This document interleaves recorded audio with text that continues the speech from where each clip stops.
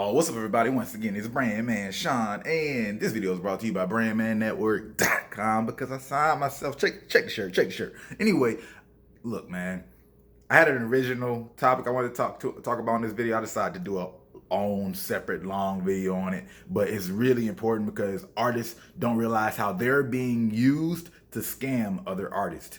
Watch out for that video in about 2 weeks. Well, within the next 2 weeks from this video dropping. Now, something else though, like we talk to artists so much these days about business, entrepreneurship, and there's so many incomplete messages out there.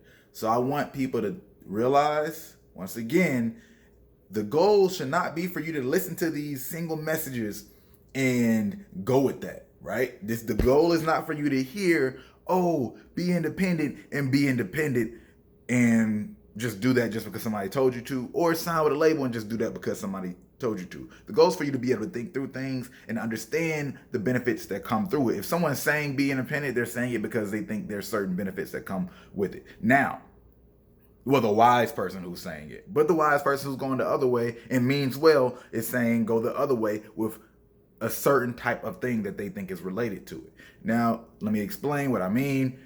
Here I go. Ownership is something that we hear so much. Own your masters, all that good stuff. But what does that really matter? It kind of doesn't. What do I mean by that? Well, all right, ownership for the sake of itself does not really mean much. If anything, it might mean that you have an asset that's valued that can be bought by other people. At its most fundamental, that's what it means, right? I own this house, and then if somebody wants to buy this house from me, I at least can sell it, hopefully for a gain. I own these masters. At the very least, somebody can buy these from me if they want to use it, right? And then, bam, I can get the benefits if they buy it from me. That's at the most fundamental. And why do I speak on it that way? Well, because there's a lot of people who are incompetent and when it comes to leveraging their asset, right? And this is when we get into ownership versus control. The benefits, oftentimes when we're talking about independent or own your masters or some of these things, it's about being able to leverage it and what the income or returns are from being able to leverage that asset. So let me break that down, right? When we have a situation where we get placements, right, and then you own the masters, right? You own this, so you get the percentage, you get the money back, and the leveraging was actually getting out to be able to make that placement happen. The leveraging is at being able to get out and find whatever, all the many ways that we can flip music, right, to make music. And then the ownership is about receiving the ROI on that. So what's the difference? The difference is between ownership and control. All right, ownership and control. These things are not necessarily the same thing. The cool thing about ownership is because of the money we get. We speak so much about that because artists just have been screwed over financially for so many years that we want to make sure that they get their money, right? But if you own something, right, and control something, but your expertise or level of control does not lead you to be able to flip it and make more money for it, then owning a smaller piece of a pie, controlling a smaller piece of a pie, but still being able to receive the ownership ROI could be a better idea for you, right? Or being able to at least, right, give up some control to people while you own it so they can make some money off of it for you. That's when we look at publishing contracts or other type of contracts sometimes where you allow people to get revenue share, but they don't necessarily share the actual ownership of the asset. And I hope this is clear in the way I say it. So, because it's far more important when it comes to business and when we think about the ideas of ownership and control, because people literally don't have control of certain things that they own. Just to be real. I'll start with a general big company. There's a lot. You can buy some of Coke, right? You can buy some of, I don't know, Apple in terms of shares, Facebook. You can buy those shares, but just because you own shares, you could say I own 1%, but you don't necessarily control the company. You don't control the decision making. You're not even involved in that.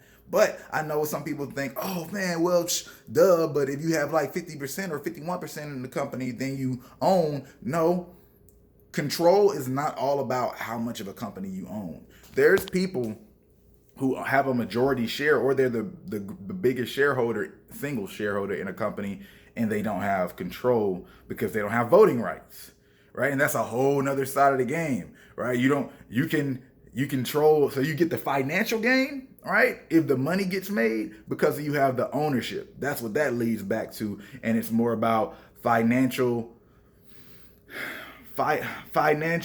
what's the word I'm looking for? I can't remember it right now. But anyway, it's more about what you're owed financially when it makes a certain amount of money.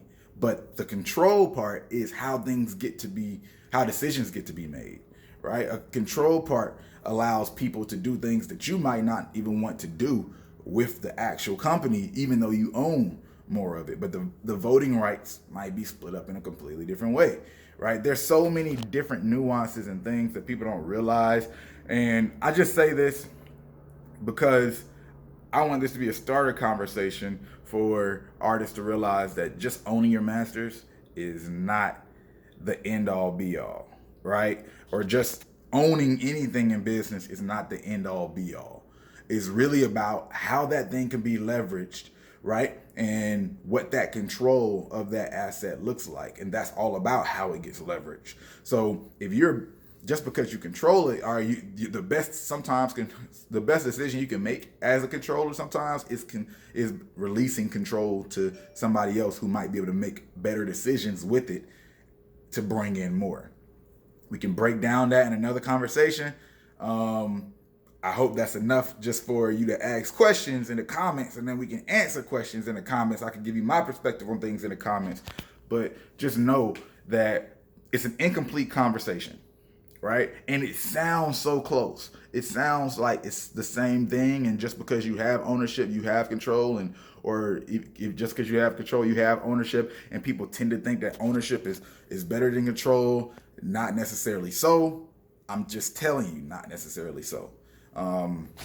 It's very relative, and trust me, I can find situations where you would think different. So just know that. Now, the other thing, value versus cost. And this is all business at this point. I'm going to talk a lot more business on this channel because artists, once again, like this marketing and branding is really dope, and that's something that you need, and a lot of that relates to business. But when we talk on just business, how to think business, not, should we get this signed, or should we get a PRO, or should I, own my masters, or whatever, right? And mechanical rights, all that stuff. Yes, that's the nuances, or that's the technical way of executing business, or things that you need to get done, right? But how to think through business is a little bit different. So let's go back to this, value versus cost. We talked about ownership versus control, but value versus cost. A lot of reasons that, even in the reasons that artists are buying certain services that don't give them the value that they need, right, is because they don't understand value versus cost, let alone the back end of doing real entrepreneurship business. But even some of the services that y'all are buying for promo, some of the things that y'all spend y'all's money on, it's completely due to a lack of perspective on how you should be looking at a situation. So I'm gonna go back to something I heard Grant Cardone say years ago. He said that when he buys a book, right, he's really just looking for at least just this one idea, right? He doesn't care if the book is $100, right? If it gives him an idea that allows him to make $5,000, it was worth it, right? And that's a thought process that's based on value. Most people are thinking about cost. A book for $100? Oh, why would I do that when I can get a free book, right? Like a consultation for $100? Why should I do that when I could just talk to you for free? Or when I could go get all this other free information, right? Like, whatever, that gets split up so many different ways, right? And that's a consumer mindset. You shouldn't be thinking like a consumer in your business. That's a problem. Don't think it like a consumer in your business. You should be thinking like a business person. Business people look for value to leverage. Consumers consider their personal cost up front and then make their decision based on that. But because of that, that cost often affects their value that they receive negatively. It's the same mentality that forces people to say, oh man, I'm gonna get a $50,000 advance in a lower back end when the value is in a smaller advance and a bigger back end, right? Consumer versus business person, the way of thinking, value versus cost.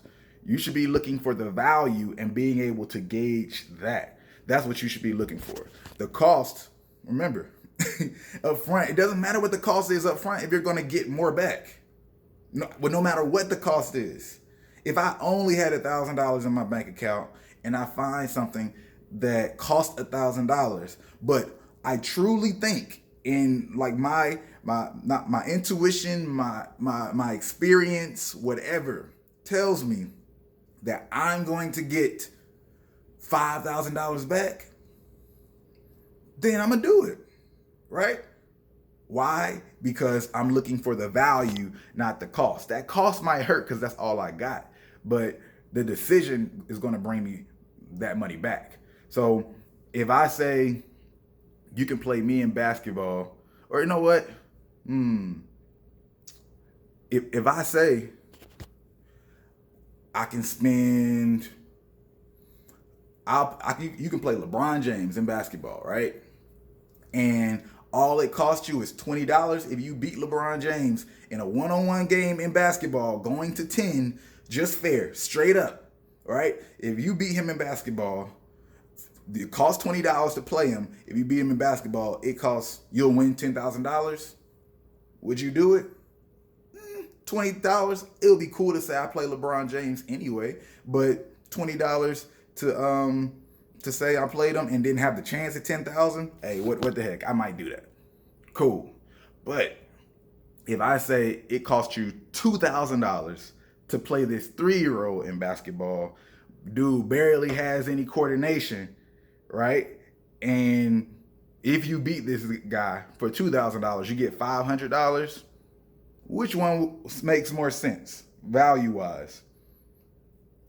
It's the way you think about it. Now, let's just go for a straight financial absolute situation. We're thinking about money.